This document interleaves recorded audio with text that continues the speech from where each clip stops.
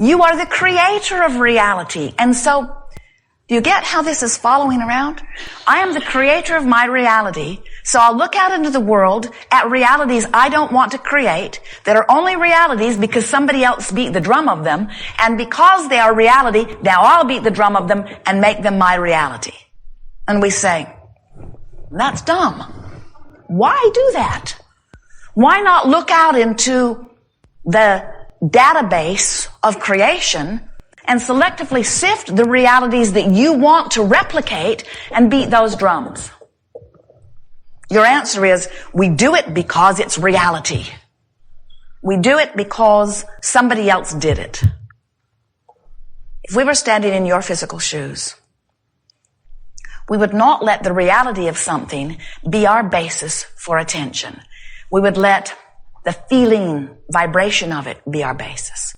So we would start saying to anyone who was interested in knowing what we were about, if it feels good, I give it my full attention. If it doesn't, I don't look at it at all. And you know what they'll say to you?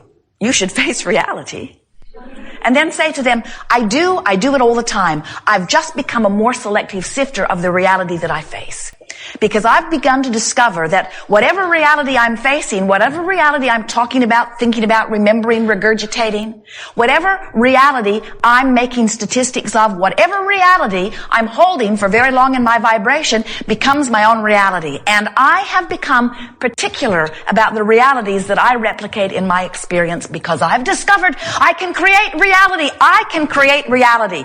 I can create reality, and I can choose the reality that I am creating. Ooh, we love saying that to you.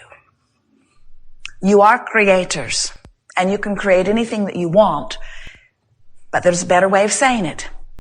You can and will create anything that you are giving your attention to.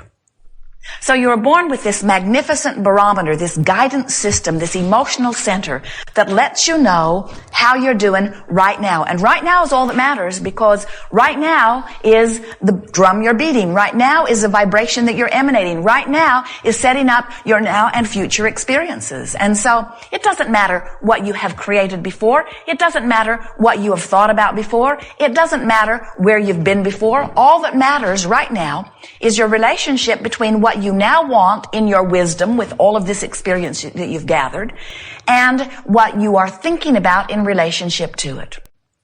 If you want more money now, you must stop beating the drum of absence of money. You got to stop talking about there not being enough. You've got to stop beating the drum of not enough. And you say, well, how can I not notice? And we say, oh, of course you're going to notice. Just don't make a federal case out of it. Just don't focus upon it incessantly. Stop talking about it. Stop using your not enough money as the basis of explaining to people who you are. So many who want more money walk down the street, and everyone they meet, they say, I don't have enough money. They'll look in a shop window and they'll complain that it costs too much. Or they will see someone who is spending money freely and they will criticize them as if there is something wrong. You've got to stop feeling bad about money if you want more money to come. Is there anyone here who would like an improved physical condition? Then you've got to stop focusing upon the physical condition that is bothering you. You've got to stop saying, I don't feel good. You've got to stop beating the drum of what you do not want. And now, we're going to free you from all of that by explaining to you why you beat the drum of what you do not want. It's very simple. You know from the very core of your being that you're supposed to feel good. And when you don't feel good, you know something is really, really wrong. And then you set out to explain why you don't feel good. Because you know not feeling good, not feeling happy about money, not feeling good about your body, not feeling good about your relationship, not feeling good about your job, not feeling good about your work environment. You know that it is wrong. You know that you're supposed to feel good. And when you don't, you feel like you need to explain to someone why it is. So you keep explaining that if it were not for this, that you would feel better. Not realizing that if it were not for talking about, if it were not for this, it would not be a vibrational player in your experience. Now, even though we know, and even though you know that we know, that talking about what is often doesn't serve you, especially if when you talk about what is, it doesn't feel good. We all know that you can't all of a sudden stop the patterns that you've developed. And we want to say to you, that's okay too. In other words, we see so often something isn't going the way you want it to go. And that makes you feel bad. And then you feel bad about feeling bad. And then you feel really bad about having felt so bad about feeling bad. And then you really feel bad about having felt bad. Because you know you're supposed to feel good. And then you talk to your friends about how bad you feel about not feeling better. So make a new decision today that you're going to make the best of wherever you are. And pat yourself on the back and say to yourself that the best that you can make of it is good enough and nobody else knows. What we mean by that is sometimes when you're in the depths of despair about something, anger is a relief. But somebody who has not been in the depths of despair and who is rarely angry, you know, one of those bright-eyed, bushy-tailed, annoying people, who sees you in your anger may very well say to you, your anger is misplaced, you should get over it. At which point, you'd like to punch their lights out. Because they don't know. No one can know that the anger that you're feeling right now was a big improvement over the despair that you were feeling before you chose the anger. Nobody knows that the anger that you're feeling and maybe even displaying is an improvement in your vibrational stance. That in order to stop beating the drum of despair, you chose the drum of anger and it was a better drum. Now, we're not encouraging you to stay stuck in anger. We're encouraging you to take the bridge from depression that anger gives you, but then keep saying the same thing. I'm going to still keep trying to find a better feeling. I'm going to still try to make the best of this. You have come forth into a creative environment at a time when the energy is moving faster than we've ever seen it, any time, any place, anywhere. You're a creative genius. You said, I want to be part of this fast-moving energy. I adore an environment where there is so much variety to choose from. And I will pay attention, you said, to the way I feel. And I will mold the energy. I will mold my thoughts. I will pick and choose by trial and error. I will feel my way into alignment with who I am. And after I am aligned, I will flow that energy toward what I choose. And Source will assist me in all ways. There is so much resource assisting you. You are very much not alone. You are the focal point of the energy that creates worlds. And all that energy and all that source adores you and will give you evidence in every moment of every day, if you will allow it, to help you to know the perfection that we know you are. Jerry and Esther have recently been working on taking the Sarah book, and Jerry read it into a recorder many times, and then they edit it into the CDs and cassettes that they are making available to you. And someone had written them a letter knowing how much Esther likes the alignment of numbers. She sees it as evidence of her well-being.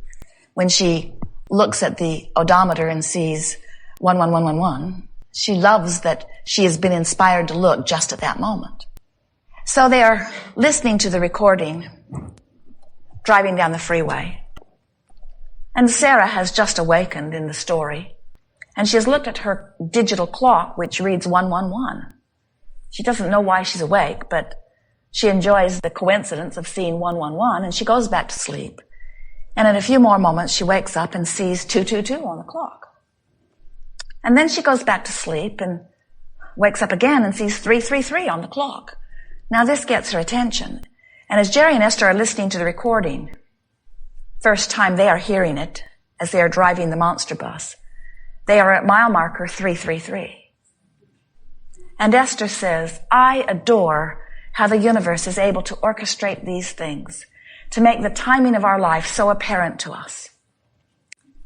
But there is an even stranger coincidence, as if there could be such a thing as a coincidence.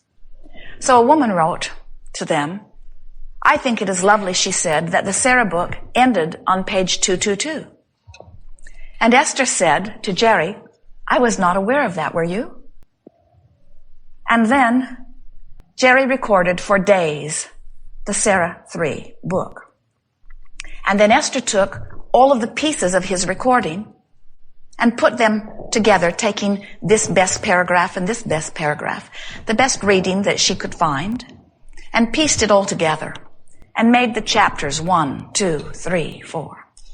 And then, in order to decide how much sound would go on each recording, she said, I'm going to make one long document, and then I will divide it into 3 or 4 pieces. And when she pieced all of the chapters together, the length of the recording across her sound machine said 222 minutes and 22.22 seconds. And Esther said, this is freaky. She doesn't mean freaky. She means this is spectacular. She means this is amazing. She means this defies logic. She means this is bigger than my mind can conceive. She means source energy is aware of us. She means source energy knows how much we like these things and guides us in increments, moment by moment, over weeks and weeks of a project in order to give us that moment of high at the end culmination that pleases us for no other reason than that it is pleasing to us slightly in the moment. Can you understand how much well-being is flowing to you? Do you understand how much orchestration is available to you? Do you understand how adored you are? Do you understand how the creation of this planet, the creation of this universe, do you understand how it all fits together for the perfection of your experience? Do you understand how beloved you are, how blessed you are, how adored you are, what an integral part of this creative process you are? We want you to. We want you to begin to understand the blessed nature of your being, and we want you to begin to look for the evidence of it because we are showing it to you in every moment that you will allow yourselves to see it. Not just in lining up numbers, but in lining up lovers, in lining up money, in lining up fulfilling experiences, in lining up beautiful things for you to see, in lining up circumstances and events, in lining up amazing co-creative experiences where you are rendezvousing with one another for no other reason other than for the fantastically important reason of fulfilling you and satisfying you and pleasing you and giving you joy in the moment. Motion forward is inevitable. It must be. You cannot help but move forward. You are not here as the quest to move forward. You can't not move forward. You are here to experience outrageous joy. That is why you are here. Jerry and Esther have a dear friend. They've been friends with this man for years and years. And he says to them, there's nothing important going on here. And it's his way of saying, no reason to get upset, no reason to worry, no reason to fret, no reason to fear. Nothing important going on, meaning there is no way that you can fail. There is nothing that can go wrong. The outcome of that which you are will continue to be extraordinarily wonderful. You think, oh, I could get sick, I could get run over by a truck, I could die. And we say, yes, many wonderful things like that could happen to you. Once you give up your fear of death and you accept your immortality, and you understand that you will never cease to be and that there will always be a powerful now, and the consciousness that is you will never end, and that it cannot turn out anything but wonderful, then maybe you will relax and say, there is nothing very important going on here. There is only an entire universe that has been established to point me toward a moment in time where I might experience some joy. That's what it is all about. And when you get joy-oriented, when joy becomes your quest, everything else falls into alignment. But just don't beat up on yourself if you are not right now, this red-hot minute, in outrageous joy.